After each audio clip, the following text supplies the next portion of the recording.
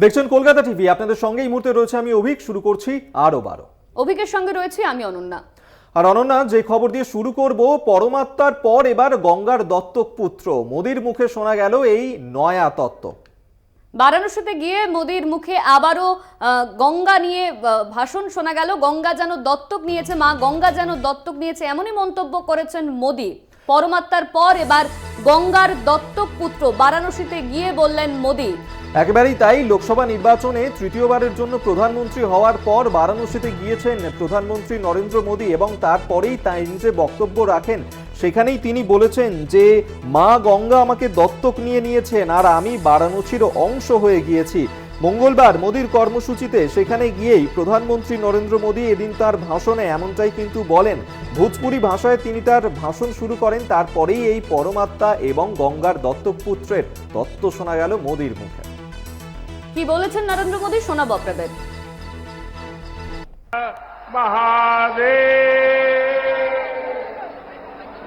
बाबा विश्वनाथ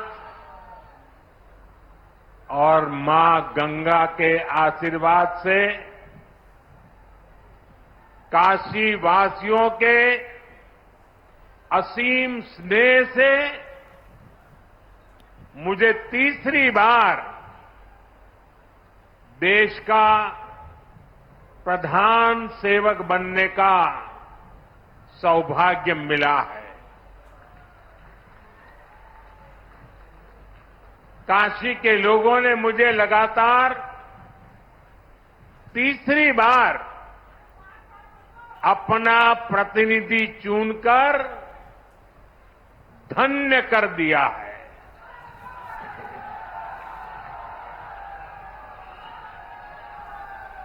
अब तो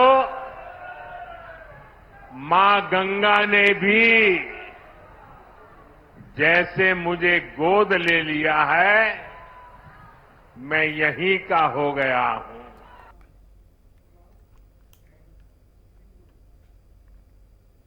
মোদির গঙ্গা পোস্টে কটাক্ষ মহুয়া মৈত্রের। কটাক্ষ কৃষ্ণনগর তৃণমূল সাংসদ মহুয়া মৈত্রের। একেবারেই তাই। এবং এই যে পরমাত্মা তত্ত্ব তিনি তুলে ধরেছেন, দত্তক পুত্রের তত্ত্ব প্রধানমন্ত্রী তুলে ধরেছেন, সেই ক্ষেত্রে এই বিষয়টাকে কটাক্ষ করেছেন কৃষ্ণনগরের তৃণমূল সাংসদ মহুয়া মৈত্র। তিনি বলছেন এক মেবা দ্বিতীয়াম নরেন্দ্র মোদী। আপনাদেরকে কিছুক্ষণ আগেই শোনালাম যে যেখানে প্রধানমন্ত্রী নরেন্দ্র মোদী তিনি বললেন যে বাবা বিশ্বনাথ এবং মা গঙ্গার আশীর্বাদ এবং বারাণসী মানুষের ভালোবাসায় আমি তৃতীয়বারের মতন দেশের প্রধান সেবক হওয়ার সৌভাগ্য পেয়েছি। আমি এখন অনুভব করি যে মা গঙ্গা আমায় দত্তক নিয়েছেন এবং আমি বারাণসীর অংশ হয়েছি। এবং সেই বিষয়টাকেই এবার কটাক্ষ করেছেন কৃষ্ণনগরের তৃণমূল সাংসদ মহুয়া মৈত্র।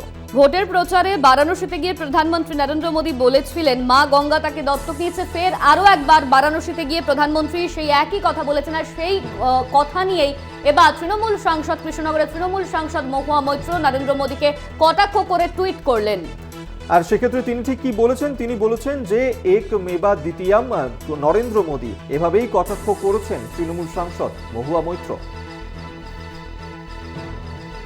আপনাদেরকে আরো একবার জানিয়ে রাখবো যে প্রধানমন্ত্রী নরেন্দ্র মোদী তিনি লোকসভা নির্বাচনে জয়ী হওয়ার পর তৃতীয়বারের জন্য দেশের প্রধানমন্ত্রী হয়েছেন এবং সেক্ষেত্রে তৃতীয়বারের মতন দেশের প্রধান সেবক হওয়ার সৌভাগ্য পেয়েছি, এমনটাই বলেছেন প্রধানমন্ত্রী নরেন্দ্র মোদী। ভোটের প্রচারে বারাণসীতে গিয়েছিলেন প্রধানমন্ত্রী। সেখানে গিয়ে প্রধানমন্ত্রী নরেন্দ্র মোদী তিনি বলেছেন গঙ্গা তাকে দত্তক নিয়েছে। আর এই কথাতেই কিন্তু তৃণমূলের সাংসদ মহুয়া মৈত্র তিনি মোদীকে কটাক্ষ করে টুইট করেছেন। তৃতীয়বারের জন্য প্রধানমন্ত্রীর কুর্সিতে বসেছেন নরেন্দ্র মোদী। জয়ের পর প্রথমবার বারাণসীতে গিয়ে তিনি বলেছেন গঙ্গা তাকে দত্তক নিয়েছে। একেবারেই তাই অনন্যা। এবং আমরা দেখছি যে মহুয়া মৈত্র তিনি তো কটাক্ষ করেছেন প্রধানমন্ত্রী নরেন্দ্র মোদীর এই বক্তব্যকে। তৃণমূল মুখপাত্র অরূপ চক্রবর্তী তিনি ঠিক কি বলছেন এই বিষয়টাকে শোনাবো। দেখুন, ওনার মনে হয় উনি বলেছেন, কিন্তু ভারতবর্ষের মানুষ দেখছেন যে মা গঙ্গা আসলে ওনাকে ত্যায্য পুত্র করেছে। রহিমা সারাইয়া বুথ, সেই বুথে নরেন্দ্র মোদী তিনি 8টি ভোট পেয়েছেন। আর সমাজবাদী পার্টি কংগ্রেসের জোট প্রার্থী অজয় রায় তিনি 562টা ভোট পেয়েছেন। নরেন্দ্র মোদী 8, জোট প্রার্থী 562। কোতওয়াল বুথে নরেন্দ্র মোদী 4টি ভোট পেয়েছেন, 547টা ভোট পেয়েছেন জোট প্রার্থী। অর্থাৎ পরিষ্কার বোঝা যাচ্ছে খোদ বারাণসীতেই ওনাকে বহু জায়গায় ব্রাত্য করেছে, শুধু তাই না, ত্যায্যপুত্র করেছে তাই নয়, খোদ বারাণসীর বুকে যে মার্জিনে নরেন্দ্র মোদী জিতেছেন সেটা সাম্প্রতিক সময়ে যে কোনো প্রধানমন্ত্রী এত কম মার্জিনে কেউ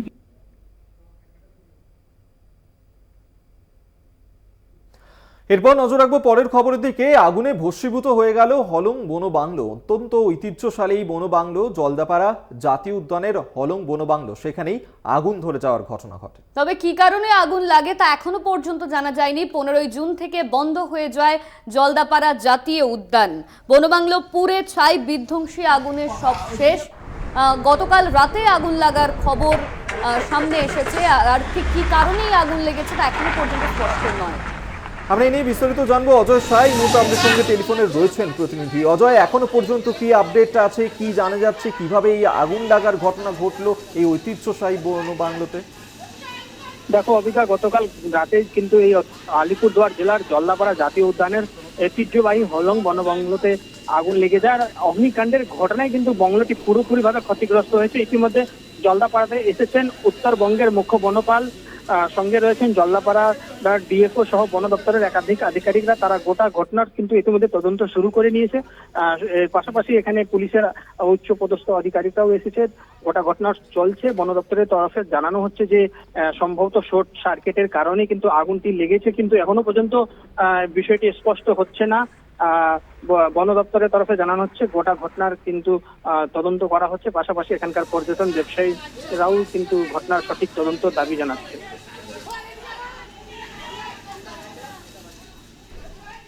আপাতত ধন্যবাদ তোমায়। অজয় শাহ আমাদের সঙ্গে এই মুহূর্তে টেলিফোনে ছিলেন প্রতিনিধি, এবং সেই ছবি তো আপনাদের সামনে আমরা তুলে ধরছি। এবং এই যে হলং বনবাংলো সেখানে আগুন ধরে যাওয়ার ঘটনা ঘটলো, তাতে ইতিমধ্যেই তদন্ত শুরু হয়েছে। শর্ট সার্কিট থেকেই আগুন অনুমান করছে বন দপ্তরের আধিকারিকরা। জলদাপাড়া জাতীয় উদ্যানের মধ্যে থাকা হলং বনবাংলোতে আগুন। হলং বনবাংলো পুড়ে যাওয়ায় তদন্তে বন দপ্তর। তদন্ত উত্তরবঙ্গে সিসিএফ ওয়াইল্ড লাইফ ভাস্কর জেভি, সঙ্গে রয়েছেন ডিএফও পারভিন কাশওয়ান। এই বিষয় নিয়ে ইতিমধ্যেই তদন্ত শুরু করা হয়েছে। একেবারেই তাই, এবং তদন্তের আশ্বাস দেওয়া হয়েছে বন আধিকারিকদের তরফ থেকে। যেমনটা মনে করা হচ্ছিল প্রাথমিকভাবে যে শর্ট সার্কিট থেকেই হয়তো আগুন ধরে গেছে, এমনটাই কিন্তু অনুমান করছিলেন বন আধিকারিকরা। সেক্ষেত্রে এই বিষয় নিয়েই যথাযথ তদন্ত করা হবে, এবং এই যে তদন্ত তা কিন্তু ইতিমধ্যেই শুরু করা হচ্ছে। উত্তরবঙ্গ সিসিএফ ওয়াইল্ড লাইফ ভাস্কর জেভি এবং তার সঙ্গে রয়েছেন ডিএফও পারভিন কাশওয়ান, তারা এই বিষয় নিয়েই কিন্তু তদন্ত শুরু করেছে।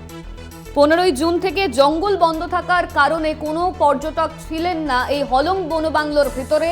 আর গতকাল রাতেই এই খবর সামনে এসেছে হলং বনবাংলোতে আগুন। আর এই আগুন কিভাবে লাগলো সেই নিয়ে ইতিমধ্যে তদন্ত শুরু করা হয়েছে। উত্তরবঙ্গ সিসিএফ ওয়াইল্ড লাইফ ভাস্কর জেভির সঙ্গে রয়েছেন ডিএফও পারভিন কাশওয়ান। এই বিষয় নিয়ে ইতিমধ্যেই তদন্ত শুরু করেছেন তারা। আশ্বাস দেওয়া হয়েছে বন দপ্তরের আধিকারিকদের যে ঠিক কিভাবে আগুন লাগলো তা খতিয়ে দেখা হবে। অন্যদিকে প্রাথমিকভাবে অনুমান করা হচ্ছে শর্ট সার্কিট থেকেই এই আগুন লেগে থাকতে পারে। শর্ট সার্কিট থেকেই এই আগুন বলে অনুমান করা হচ্ছে। জলদাপাড়া জাতীয় উদ্যানের মধ্যে থাকা হলং বনবাংলো পুড়ে ছাই, ইতিমধ্যেই তদন্ত শুরু করা হয়েছে।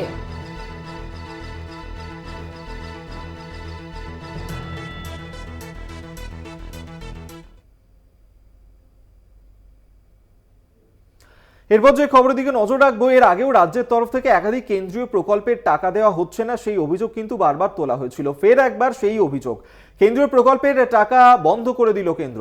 সমগ্র শিক্ষা অভিযানে টাকা বন্ধ করলো, রাজ্যকে টাকা বন্ধ করে দিল, এমনটাই কিন্তু জানানো হয়েছে কেন্দ্রের তরফে।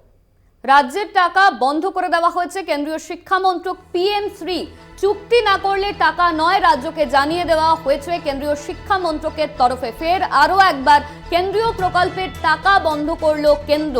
সমগ্র শিক্ষা অভিযানে টাকা বন্ধ করলো রাজ্যের। একেবারেই তাই, এবং এই সমগ্র শিক্ষা অভিযানের যে টাকা বন্ধ করে দেওয়া হয়েছে রাজ্যকে, সেই বিষয়ে কেন্দ্রীয় শিক্ষা মন্ত্রকের তরফে জানানো হয়েছে। এবং এই যে সিদ্ধান্ত তা একেবারেই অসাংবিধানিক, এমনটাই কিন্তু যুক্তি রাজ্যের, এবং সেই নিয়ে রাজ্যের তরফ থেকে ইতিমধ্যেই চিঠিও দেওয়া হয়েছে কেন্দ্রের কাছে।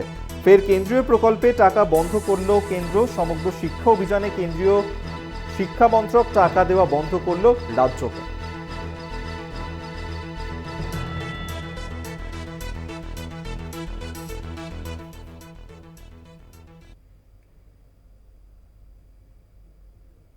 রাজভবনের সামনে শান্তিপূর্ণ অবস্থানের দাবি জানিয়ে আদালতের দ্বারস্থ শুভেন্দু অধিকারী।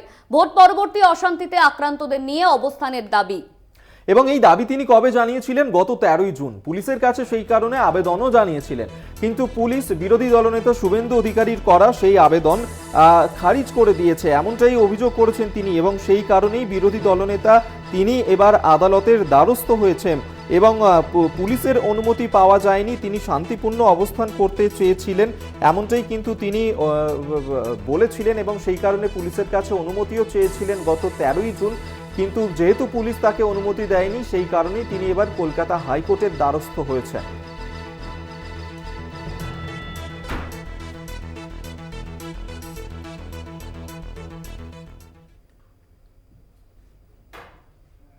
মঙ্গলবার ডায়মন্ড হারবারে কেন্দ্রীয় দলকে ঘিরে বিক্ষোভ করে বিজেপির কর্মীরা। বিজেপির দুই গোষ্ঠীর মধ্যে বচসা হাতাহাতি, পরে বিজেপির পার্টি অফিসে তালা লাগিয়ে দেওয়ার অভিযোগ সামনে আসছে।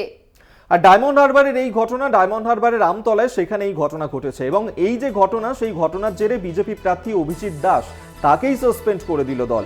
যদিও সাময়িকভাবে তাকে সাসপেন্ড করা হয়েছে, তবে কেন্দ্রীয় প্রতিনিধি দল তারা এসেছেন এ রাজ্যে। আপনারা জানেন যে ভোট পরবর্তী যে হিংসার ঘটনা, তারপরেই আক্রান্ত হয়েছেন বিজেপির একাধিক কর্মী সমর্থকরা।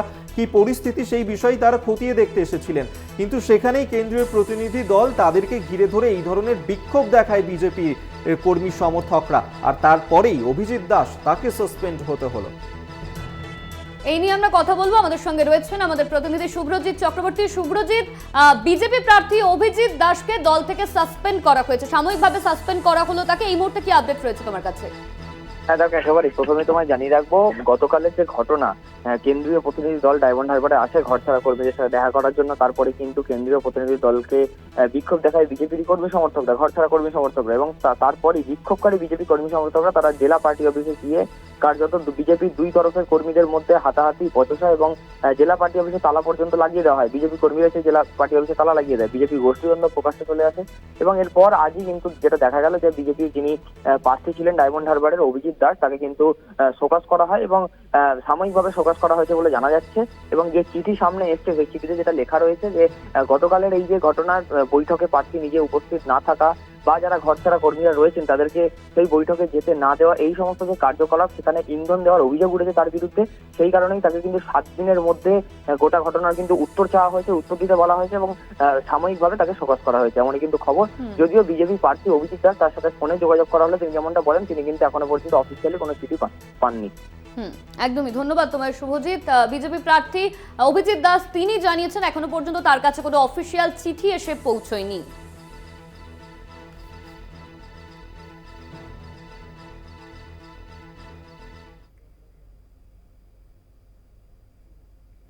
এরপর নজর রাখবো বীরভূমের দিকে, কারণ বীরভূমের দুবরাজপুরে সেখানে বোমা উদ্ধারের ঘটনা। দুবরাজপুর ব্লকের যশপুর পঞ্চায়েতের খোয়াজ মোহাম্মদপুর গ্রামের বাসিন্দা শেখ বাবলু, তারই নির্মীয়মান বাড়ির সিঁড়ির নিচ থেকে বোমা উদ্ধারের ঘটনা ঘটেছে।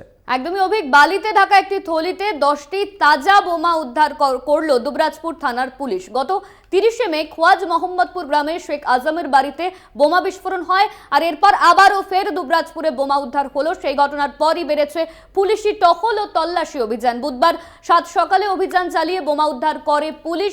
বোম ডিসপোজাল স্কোয়াডকে খবর দেওয়া হয় ইতিমধ্যেই। ঘটনার পর পলাতক বাড়ির মালিক শেখ বাবলু।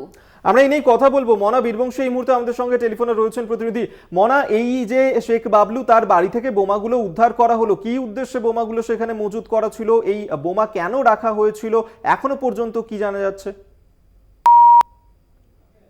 দাঁড়িয়ে এটাই সবচেয়ে বড় প্রশ্ন যে এত বিপুল পরিমাণে তাজা বোমা শেখ বাবলুর নির্মীয়মান যে বাড়িতে মজুদ ছিল, সেই বোমাগুলি কি উদ্দেশ্যে সেখানে নিয়ে আসা হয়েছিল এবং কেন নিয়ে আসা হয়েছিল, এর নেপথ্যে কারা কারা রয়েছে, এই সামগ্রিক বিষয় নিয়েই এই মুহূর্তে দাঁড়িয়ে দুবরাজপুর থানার তদন্তকারী যারা অফিসাররা রয়েছেন তারা কিন্তু তদন্ত প্রক্রিয়া কিন্তু চালাচ্ছেন। তবে অবশ্যই দেখো, তুমি জানো যে গ্রামে মূলত উদ্ধার হয়েছে খোয়াজ মোহাম্মদপুর, এই গ্রামেই বেশ কিছুদিন মানে সম্প্রতিকালে দেখা গেছে যে সেখানে একটি বাড়িতে মজুদ বোমায় বিস্ফোরণ হয়। তারপর রাজনৈতিক হিংসা ছড়িয়ে পড়ে, উত্তপ্ত পরিবেশ তৈরি হয়, রণক্ষেত্র পরিবেশ তৈরি হয় সেই এলাকায়। তারপরে বীরভূম জেলা পুলিশের পক্ষ থেকে, দুবরাজপুর থানার পুলিশের পক্ষ থেকে লাগাতার অভিযান চালানো হয়। কিন্তু এই অভিযান তো চালানো হচ্ছে, তারপরেও এই ধরনের ঘটনা আটকানো যাচ্ছে না কেন? একেবারেই দেখো অভিক, তুমি যে প্রশ্নটা করলে অত্যন্ত গুরুত্বপূর্ণ প্রশ্ন। তার কারণ হচ্ছে জেলা পুলিশ অভিযান চালাচ্ছে, বিভিন্ন থানা এলাকায় থেকে আগ্নেয়াস্ত্র, তাজা বোমা উদ্ধার হচ্ছে, কিন্তু সন্ত্রাস বা হিংসার ছবি আটকানো যাচ্ছে না কেন? এইটাই এই মুহূর্তে দাঁড়িয়ে বীরভূম জেলার যারা সাধারণ মানুষ, স্থানীয় বাসিন্দা, তাদের কাছে সবচেয়ে বড় প্রশ্নের এবং তাদের কাছে সবচেয়ে উদ্বেগজনক বিষয়। তার কারণ গতকালকেই আমরা দেখলাম পাড়ুই থানার অন্তর্গত সাত্তর অঞ্চলের বিষ্ণুখণ্ড গ্রাম কিন্তু উত্তপ্ত হয়ে উঠলো। তুমি দেখেছিলে কলকাতা টিভির পর্দায় আমরা দেখিয়েছিলাম যে কিভাবে বোমাবাজিতে মুড়িমুড়কির মতো বোমাবাজি, সেখানে হিংসার ছবি। খুব স্বাভাবিকভাবে এই প্রশ্ন কিন্তু থাকছে, পুলিশের ভূমিকা নিয়েও কিন্তু একদিকে যেমন প্রশ্ন থাকছে, অন্যদিকে পুলিশও কিন্তু প্রাণপণ চেষ্টা করছে যাতে হিংসা আটকানো যায়, যাতে সন্ত্রাস আটকানো যায়। খুব স্বাভাবিকভাবে দেখো এই বোমা বাবলুর বাড়ি থেকে পাওয়া গেছে, শেখ বাবলু, তাকে পাওয়া গেলেই মূলত বিষয়টা কিন্তু দিনের আলোর মতো পরিষ্কার হবে। উদ্দেশ্যটা কি পরিকল্পনা ছিল তার, তবে সব মিলিয়েই পুলিশ তদন্ত প্রক্রিয়া চালাচ্ছে। এই মুহূর্তে দাঁড়িয়ে এলাকায় কিন্তু যথেষ্টই কিন্তু চাপা একটা উত্তেজনা, চাঞ্চল্যকর পরিবেশ তৈরি হয়েছে, সেটা কিন্তু বলা যেতেই পারে। তবে দুবরাজপুর থানার পুলিশের পক্ষ থেকে ইতিমধ্যেই জেলা পুলিশের যে বিশেষ বোম ডিসপোজাল টিম, তাদেরকে খবর দিয়েছে, তারা ঘটনাস্থলের দিকে রওনা দিয়েছে, তারা সেই বোমা উদ্ধার করে সাবধানতা অবলম্বন করে কিন্তু তারা সেই ডিসপোজ করবে। তবে এই মুহূর্তে দাঁড়িয়ে বোমা উদ্ধারে কিন্তু যথেষ্টই চাপা উত্তেজনা, সেটা কিন্তু বলা যেতে পারে। বেশ, আপাতত ধন্যবাদ জানাবো তোমায়। মনা বীরবংশী এই মুহূর্তে আমাদের সঙ্গে টেলিফোনে ছিলেন প্রতিনিধি।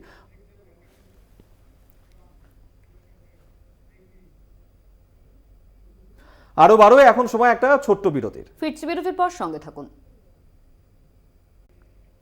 আরো বারো নিয়ে ফিরে এলাম বিরতির পর। এরপর বেলুড়ের দিকে নজর রাখা যাক। আপনারা জানেন যে বেলুড়ে গতকাল যে বিস্ফোরণের ঘটনা ঘটেছিল এবং লোহার কারখানায় সেখানেই বিস্ফোরণের ঘটনা, আর সেই বিস্ফোরণ কাণ্ডেই এবার গ্রেফতার করা হয়েছে একজনকে, গুদামের মালিক, তাকে গ্রেফতার করা হলো। একদমই অভিক, গ্রেপ্তার করা হলো গুদামের মালিক প্রদীপ মিত্রকে। গ্রেপ্তার করলো বেলুড় থানার পুলিশ। প্রদীপ মিত্রকে ইতিমধ্যেই জিজ্ঞাসাবাদ শুরু করা হয়েছে। বেলুড় বিস্ফোরণ কাণ্ডে গ্রেপ্তার করা হলো একজনকে। এই নিয়ে আমরা বিস্তারিত জানবো। আমাদের সঙ্গে রয়েছেন আমাদের প্রতিনিধি জগন্নাথ সামন্ত। জগন্নাথ, বেলুড় বিস্ফোরণ কাণ্ডে প্রদীপ মিত্রকে জিজ্ঞাসাবাদ করা শুরু করেছে পুলিশ, আর ইতিমধ্যে তাকে গ্রেপ্তারও করা হয়েছে। এই মুহূর্তে কি জানা যাচ্ছে এই ঘটনাকে কেন্দ্র করে?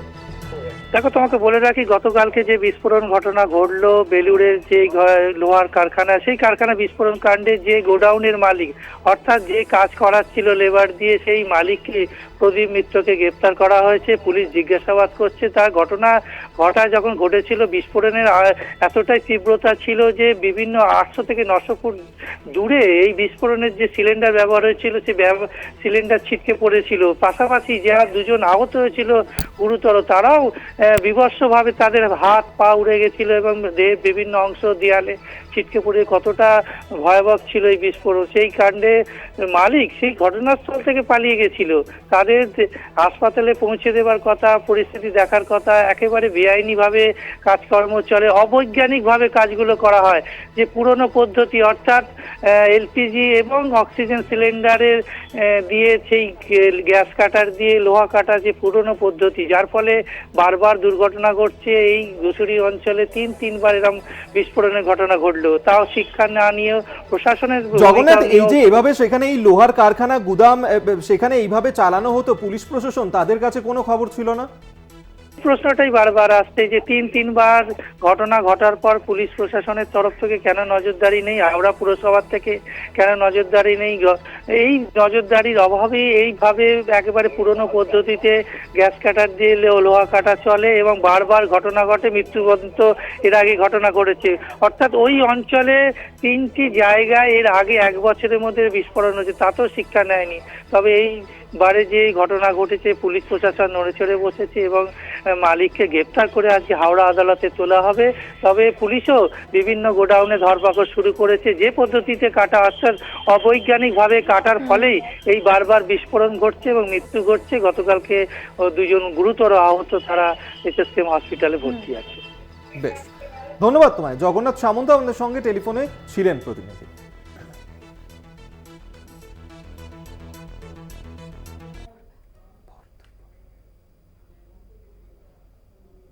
হাইকোর্টের দ্বারস্থ ডেবরার নিহত বিজেপি কর্মী সঞ্জয় বেরার পরিবার। সিবিআই তদন্ত ও কেন্দ্রীয় হাসপাতালে ময়নাতদন্তের আবেদন জানানো হয়েছে পরিবারের তরফে।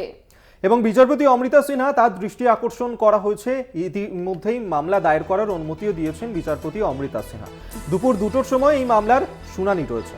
মঙ্গলবার এসএসকেএম হাসপাতালে মারা যান সঞ্জয় বেরা। পরিবারের দাবি, গ্রেপ্তারের সময় দেহে আঘাত ছিল না। দাবি, আদালতে পেশ করার সময় মাথায় আঘাত ছিল তার।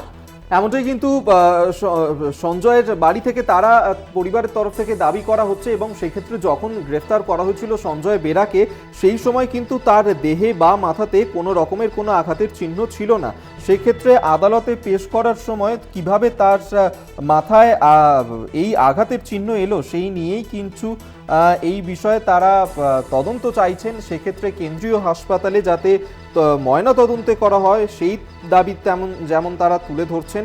পাশাপাশি সিবিআই তদন্তের দাবি জানাচ্ছেন পরিবারের লোকজন। পরিবারের লোকজনের সিবিআই তদন্তের দাবি। ইতিমধ্যেই তারা আদালতের দ্বারস্থ হতে চলেছে দুপুর 2টোয়। মঙ্গলবার দুপুর 2টোয় শুনানির সম্ভাবনা। দুপুর 2টোয় এই মামলার শুনানির সম্ভাবনা রয়েছে। সঞ্জয় বেরা মঙ্গলবার এসএসকেএম হাসপাতালে মারা যান তিনি, আর এরপরই পরিবার আদালতের দ্বারস্থ হতে চলেছেন। অমৃতা সিনহা তার তরফে জানানো হয়েছে দুপুর বেলা 2টোয় শুনানির সম্ভাবনা। পরিবারের গ্রেপ্তারির দাবি তুলেছে পরিবার।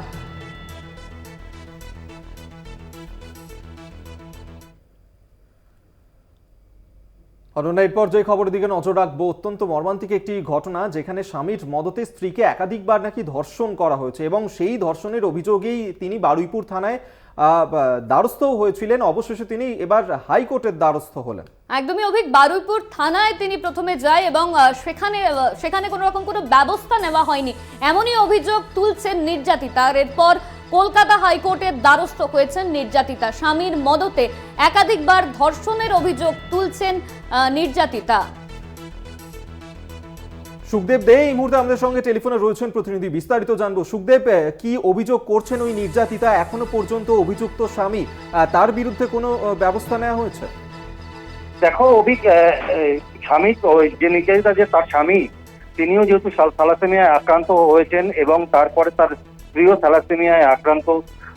তার স্বামীর বিরুদ্ধে এই মুহূর্তে একটা অভিযোগ জমা দেওয়া হয়েছে তার নির্যাতিতা শ্বশুর বাড়ির বাপের বাড়ির পক্ষ থেকে। তবে তোমাকে আমি বলে রাখি যে দেখো, স্বামীর মদতেই কিন্তু এই ধর্ষণের অভিযোগ। তবে দেখো, যারা ধর্ষণ করেছে তাদেরকে গ্রেপ্তার করা হয়েছে। রাজীব নস্কর নামে একজনকে গ্রেপ্তার করেছিল বারুইপুর থানার পুলিশ, কিন্তু তাকেও পরে রাজনৈতিক প্রভাব খাটিয়ে তাকে ছাড়িয়ে নিয়ে যাওয়ার এমনই একটা অভিযোগ করা হয় নির্যাতিতার বাপের বাড়ির পক্ষ থেকে। তারাই পুলিশের দ্বারস্থ হয়ে এই যে মূল অভিযুক্ত রাজীব নস্করকে পুলিশের হাতে তুলে দেয়। তারপরেই তাকে ছাড়িয়ে নিয়ে যাওয়ার পরেই তারা পুলিশ সুপারের দ্বারস্থ হয়। পুলিশ সুপারের দ্বারস্থ হওয়ার পরেই পুলিশ সুপার তাদেরকে আশ্বস্ত করে যে ঠিক আছে, বিষয়টা নিয়ে আমরা দেখছি, তদন্ত করছি কি কারণে এই ঘটনাটা ঘটলো। তবে যেটা তারা পুলিশ সুপারের কথায় সেরকম ভাবে সন্তুষ্ট হতে পারেনি, তাই তারা হাইকোর্টে দ্বারস্থ হয়েছেন। আর তাই সেই মামলার শুনানি রয়েছে অমৃতা বেঞ্চে। অবশ্যই আমাদের শুনানির দিকে নজর থাকবে। আপাতত ধন্যবাদ তোমায়, সুখদেব দে আমাদের সঙ্গে টেলিফোনে ছিলেন প্রতিনিধি।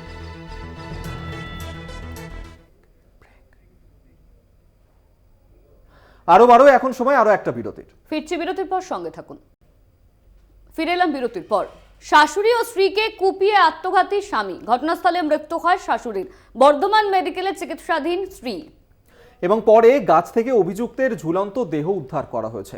মূলত পরকীয়ার জন্য এই ধরনের ঘটনা, এমনটাই কিন্তু অনুমান করছে পুলিশ। আউশগ্রামের ছোড়া গ্রামের আদিবাসী পাড়ার ঘটনা, এবং সেখানেই শাশুড়ি ও স্ত্রীকে কুপিয়ে খুন করে স্বামী, তারপর নিজেও আত্মঘাতী হয়। ইতিমধ্যেই এই ঘটনার পিছনে কি কারণ রয়েছে তা তো খতিয়ে দেখছে পুলিশ, তদন্তও শুরু করা হয়েছে। শাশুড়ি ও স্ত্রীকে কুপিয়ে খুন করলো স্বামী, তারপর নিজে আত্মঘাতী। স্বামীর তিনি অভিযোগ তুলছেন যে পরকীয়ার সম্পর্কে জড়িত থাকতে পারে তার স্ত্রী, আর প্রাথমিকভাবে অনুমান করা হচ্ছে এই কারণেই স্ত্রীকে খুন করেছে স্বামী। এই নিয়ে আমরা বিস্তারিত কথা বলবো। আমাদের সঙ্গে রয়েছেন আমাদের প্রতিনিধি আব্বাস আলী। আব্বাস, ঠিক কি কারণে এই খুন, পুলিশের তরফে কি জানানো হচ্ছে?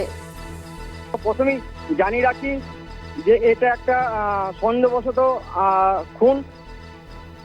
প্রথমে যে ওখানে যে জানতে পারি যে এই সুকুতি যে টুডু আছে, তিনি 1 বছর আগে তার স্বামীর সঙ্গে বনে বনানো হচ্ছিল না, সন্দেহ করছিল যে পরপুরুষের সঙ্গে তার সম্পর্ক রয়েছে। এই নিয়ে বিগত 1 বছর ধরে সম্পর্ক ছাড়াছাড়ি হয় এবং গ্রামে সেই একটা পাড়ায় বসে সমাধান করে যে তোমরা দুজনে মনে এখন একত্রিত না থেকে আলাদাভাবে থেকো। কিন্তু আলাদা থাকতে থাকতেই এই বছরখানে কেটে যাওয়ার পর কালকে যে রাত্রে ঘটনা, সেই ঘটনায় পাড়াতে কেউ থাকেনি।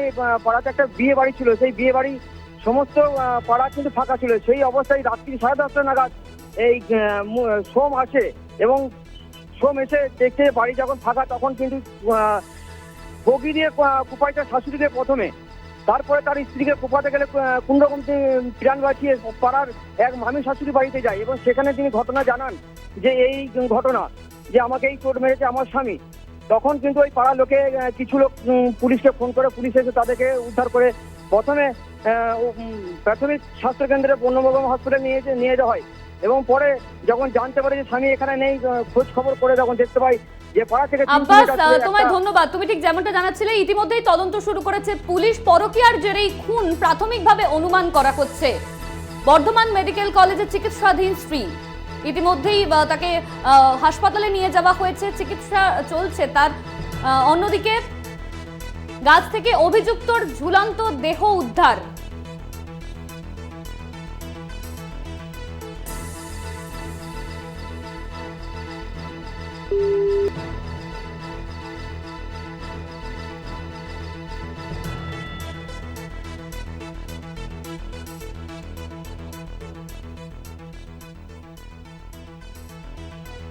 স্ত্রী ও শাশুড়িকে কুপিয়ে খুন আত্মঘাতী স্বামী।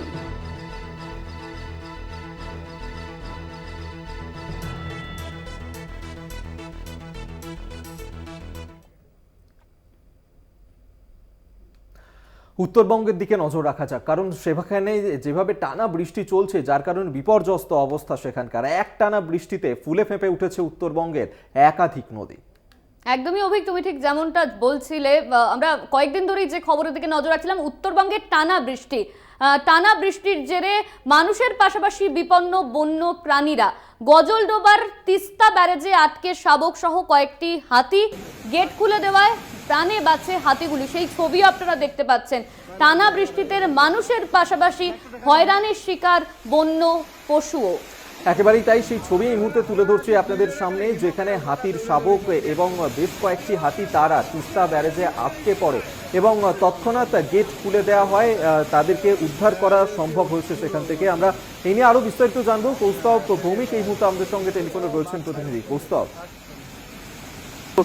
তুমি জানো যে বিগত কয়েকদিনের বৃষ্টিতে ডুয়ার্সের বিভিন্ন নদী কিন্তু রীতিমতো ফুলে ফেপে উঠেছে, আর সেই রকম ভাবেই কিন্তু এই নদীর জলের জেরে বিপদের মুখে পড়েছিল একটি হাতির দল। গতকাল রাতে গাজলডোবা এলাকায় হাতির দল জঙ্গল থেকে একটি জঙ্গলে যাওয়ার সময় কিন্তু তিস্তা নদী পার করতে যায়।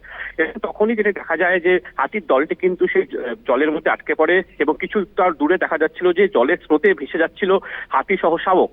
বেশ কিছুক্ষণ ধরে একই রকম ভাবে বলা যেতে পারে জলের সাথে লড়াই। তারপর শেষমেশ প্রচুর মানুষ সেখানে ভিড় জমায় হাতিগুলোকে সেখান থেকে উদ্ধার করার জন্য। পরবর্তীতে একটু ওই এলাকার থেকে জল ছেড়ে দেওয়া হয় এবং শেষমেশ কিন্তু হাতি সেখান থেকে বেরিয়ে যায় এবং সে ডাঙায় উঠে জঙ্গলের দিকে ঢুকে যায়। তবে আমরা দেখেছিলাম দীর্ঘদিন থেকে একই রকম ভাবে যে বৃষ্টিপাত হচ্ছে তার জন্য যেমন সাধারণ মানুষের জীবন বিপর্যস্ত, পাশাপাশি কিন্তু বন্যপ্রাণীর জীবনও বিপর্যস্ত এবং গতকালকের ছবিটা কিন্তু এমনটাই দেখা গেল। অভিক, বেশ, আপাতত ধন্যবাদ তোমায়। কৌস্তব ভৌমিক আমাদের সঙ্গে টেলিফোনে ছিলেন প্রতিনিধি। অর্থাৎ উত্তরবঙ্গের যে পরিস্থিতি তাতে তো মানুষজন তারা তো হয়রান হচ্ছেনই, কিন্তু পাশাপাশি বন্য প্রাণ তারাও যথেষ্ট সংকটে পড়ছে।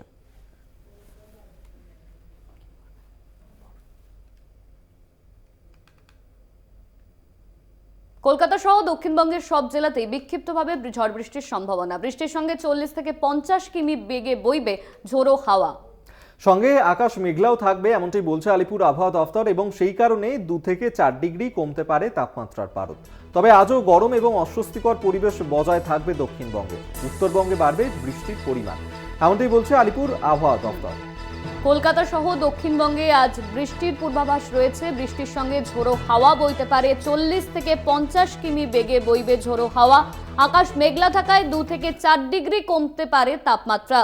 কলকাতা সহ দক্ষিণবঙ্গের সব জেলাতেই বিক্ষিপ্তভাবে ঝড় বৃষ্টির সম্ভাবনার কথা জানিয়েছে হাওয়া অফিস। এই নিয়ে আমরা কথা বলবো। আমাদের সঙ্গে রয়েছেন আমাদের প্রতিনিধি শাশ্বতী রায়। শাশ্বতী, কলকাতা সহ দক্ষিণবঙ্গের সব জেলায় ঝড় বৃষ্টির সম্ভাবনার কথা জানানো হয়েছে হাওয়া অফিসের তরফে। একেবারেই সকাল থেকেই মেঘলা আকাশ দক্ষিণবঙ্গের সর্বত্র। কলকাতা সহ পার্শ্ববর্তী জেলাগুলিতে তাপমাত্রার পারদ কিছুটা হলেও নিম্নমুখী হয়েছে, কিন্তু আর্দ্রতাজনিত যে কষ্ট তা কিন্তু এখনো পর্যন্ত বজায় রয়েছে। তবে দক্ষিণবঙ্গে প্রাক বর্ষার বৃষ্টি শুরু হওয়ার সম্ভাবনা বেশ কিছুদিন আগে থেকেই ছিল। সেই অনুযায়ী আজকে আলিপুর আবহাওয়া দপ্তর যেমনটা জানিয়েছে যে বিকেল থেকেই কিন্তু বিক্ষিপ্তভাবে বৃষ্টি হবে দক্ষিণবঙ্গের সর্বত্র, সঙ্গে 40 থেকে 50 কিলোমিটার বেগে দমকা ঝোড়ো হাওয়া বইতে পারে। তবে উত্তরবঙ্গে এখনো পর্যন্ত প্রবল দুর্যোগ জারি রয়েছে। আগামী শনিবার পর্যন্ত এই বৃষ্টি জারি থাকবে উত্তরবঙ্গের উপরের 5 জেলায়। নিচের জেলাগুলি অর্থাৎ মালদা এবং 2 দিনাজপুরে কিছুটা হলেও বৃষ্টির তোড় কমবে, কিন্তু ওপরে জলপাইগুড়ি, আলিপুরদুয়ার এবং কোচবিহার এই 3 জেলার জন্য লাল সতর্কতা আজকেও জারি রয়েছে। সেক্ষেত্রে দক্ষিণবঙ্গবাসীর কাছে একটা সুখবর যে এই দুর্যোগ কেটে গেলে সম্পূর্ণ বর্ষা দক্ষিণবঙ্গে প্রবেশ করতে পারবে, কারণ এখনো পর্যন্ত উত্তরবঙ্গের যে অংশে 31শে মে মৌসুমী বায়ুর অক্ষরেখার অবস্থান ছিল সেখানেই এখনো পর্যন্ত আটকে রয়েছে। কারণ অপর একটি অক্ষরেখা যার জেরে এই প্রবল বৃষ্টি উত্তরবঙ্গে জারি রয়েছে, সেই দুর্যোগ যতক্ষণ না কাটবে ততক্ষণ পর্যন্ত বর্ষা সরাসরি প্রবেশ করতে পারবে না দক্ষিণবঙ্গে।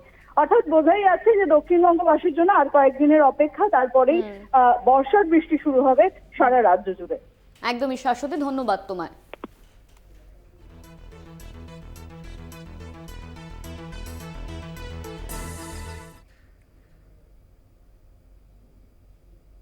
আসবো পরের খবরে। বিজেপি কর্তার বাবাকে পিটিয়ে মারার অভিযোগ উঠল তৃণমূল আশ্রিত দুষ্কৃতীদের বিরুদ্ধে। কাথের অর্জুন নগরের ঘটনা, হাসপাতালে ভর্তি করার পর মৃত বলে ঘোষণা করেন চিকিৎসক। দোষীদের গ্রেপ্তারের দাবি জানিয়েছে স্থানীয় বিজেপি বিধায়ক। ইতিমধ্যেই দোষীদের গ্রেপ্তারের দাবি জানাচ্ছেন স্থানীয় বিজেপি বিধায়ক। অর্জুন নগরের ঘটনা, হাসপাতালে ভর্তি তিনি। একেবারেই তাই, এবং তৃণমূল আশ্রিত দুষ্কৃতীদের বিরুদ্ধেই এই অভিযোগ উঠেছে, যেখানে বিজেপি কর্তা তার বাবাকে পিটিয়ে মারা হয়েছে এমনটাই কিন্তু অভিযোগ তুলছেন তারা। এবং এই অভিযোগ মূলত তৃণমূল আশ্রিত দুষ্কৃতীদের বিরুদ্ধেই কাঁথির অর্জুন নগরের ঘটনা। হাসপাতালে ভর্তি করার পর মৃত বলে ঘোষণা করা হয় তাকে। দোষীদের গ্রেফতারের দাবিও তুলছেন স্থানীয় বিজেপি বিধায়ক। হাসপাতালে ভর্তি করার পর মৃত বলে ঘোষণা করেন চিকিৎসকেরা।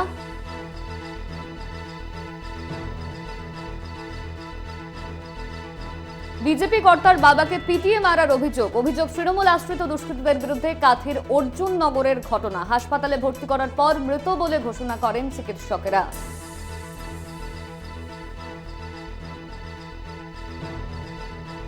আপনাদেরকে আরেকবার জানিয়ে রাখবো, অর্জুন নগরের যে ঘটনা ঘটেছে সেখানেই বিজেপি কর্তার বাবা তাকে পিটিয়ে মারা হয়েছে এমনটাই কিন্তু অভিযোগ করা হচ্ছে, এবং মূলত তৃণমূল আশ্রিত দুষ্কৃতীদের বিরুদ্ধেই অভিযোগ উঠছে। কাঁথির অর্জুন নগরের ঘটনায় তদন্ত চাই এমনটাই কিন্তু দাবি তুলছে তার পরিবার।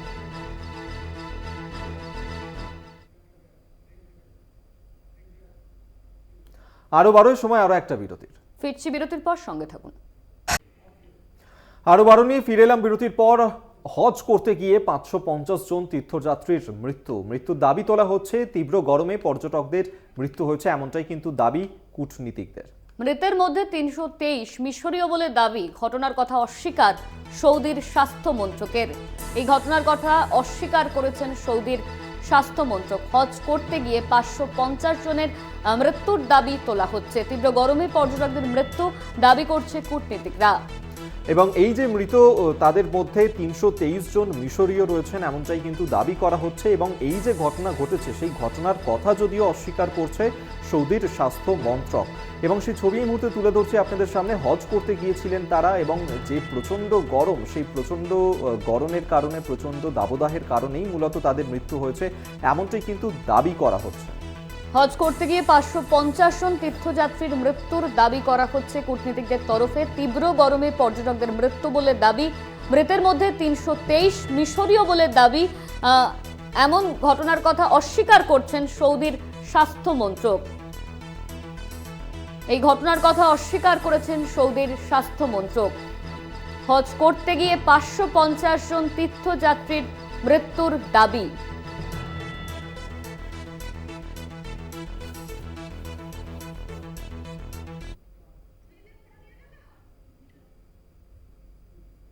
অনলাইন শপিং অ্যাপে অর্ডার দেওয়া হয়েছিল এক্সবক্সের কন্ট্রোলার। ডেলিভারির পর বক্স খুলতেই চক্ষু চড়ক গাছ, বক্স থেকে বেরিয়ে এলো বিষাক্ত কোবরা। আর এই বাক্সে লাগানো ছিল টেপে জড়ানো সাপ এবং বেঙ্গালুরুর শারজারপুর রোড এলাকার এই ঘটনায়, সেই ঘটনাকে কেন্দ্র করেই হুলস্থুল পড়ে যায়। বাক্সে সাপ এলো কিভাবে সেই প্রশ্নই তুলছেন তারা, এবং বাক্স থেকে সেই সাপ বেরোতেই আতঙ্কিত হয়ে পড়েন পরিবারের সদস্যরা।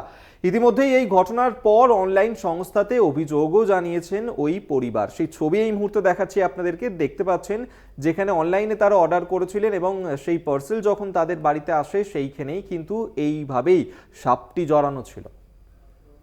অনলাইনে যে অর্ডার করা হয়েছিল সেই অর্ডার করা বক্সের মধ্যে কোবরা, আর কোবরা দেখেই চক্ষু চড়ক গাছ পরিবারের। ইতিমধ্যেই অনলাইন ডেলিভারি সংস্থার কাছে অভিযোগ দায়ের করেছে পরিবার। এক্স বক্সের কন্ট্রোলারের মধ্যে এই কোবরার দেখা মিলেছে। ডেলিভারির পর বক্স খুলতেই চক্ষু চড়ক গাছ ক্রেতার, বক্স খুলতেই বেরিয়ে এলো বিষাক্ত কোবরা। বাক্সে লাগানো ছিল এই সাপটি, টেপে জড়িয়ে যায় সাপটি। বেঙ্গালুরুর শারজারপুর রোড এলাকার এই ঘটনায় হুলস্থুল পড়ে যায় এবং পরিবারের সদস্যরা তারা এই ঘটনায় অভিযোগ জানিয়েছেন।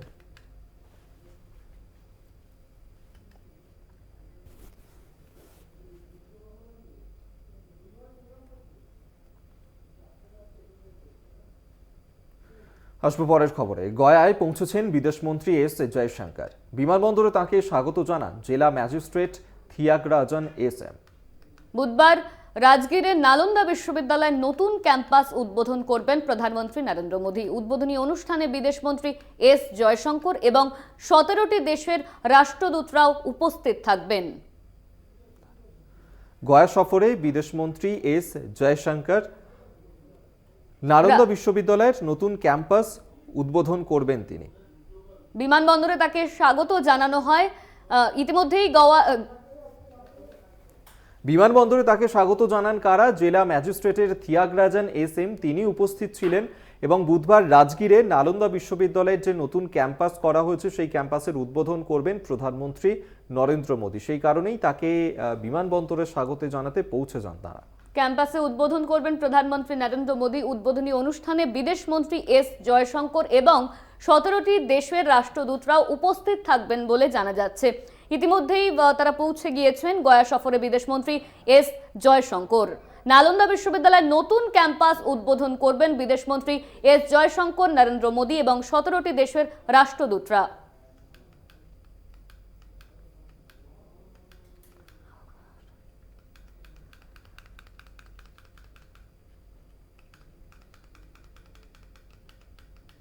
আর এবার যে খবরের দিকে নজর রাখছি, গতকাল রাতে হলং বনবাংলো পুরো ছাই। কি কারণে এই আগুন লাগলো এই নিয়ে ইতিমধ্যেই তদন্ত শুরু করেছে বন দফতরকে জানানো হয়েছে। তদন্ত শুরু হয়েছে। উত্তরবঙ্গ সিসিএফ ওয়াইল্ড লাইফ ভাস্কর জেভির সঙ্গে ডিএফও পারভিন কাশওয়ান এই বিষয় নিয়ে তদন্তের আশ্বাস দিয়েছেন বন আধিকারিকদের।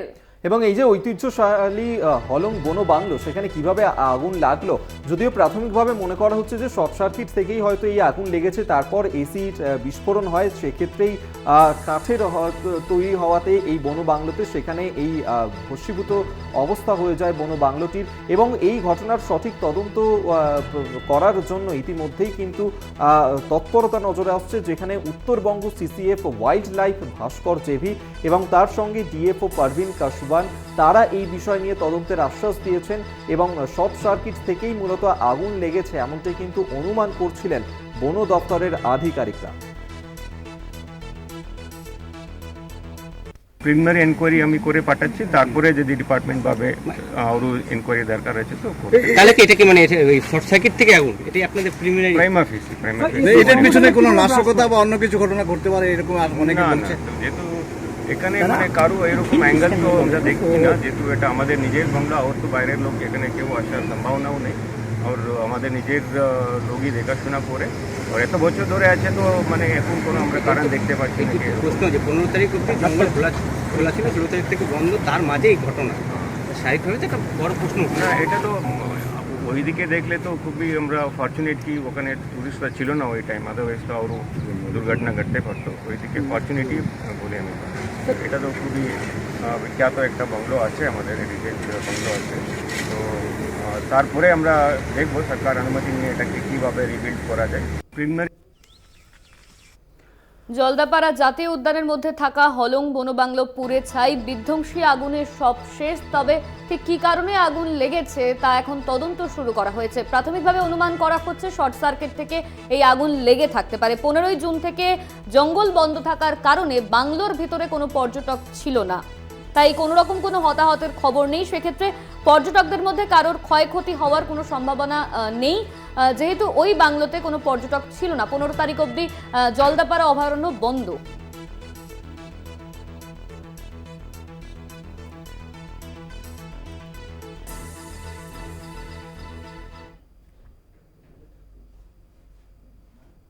আরও বারো এই পর্যন্ত। দেখতে থাকুন কলকাতা টিভি, রাত দিন 7 দিন।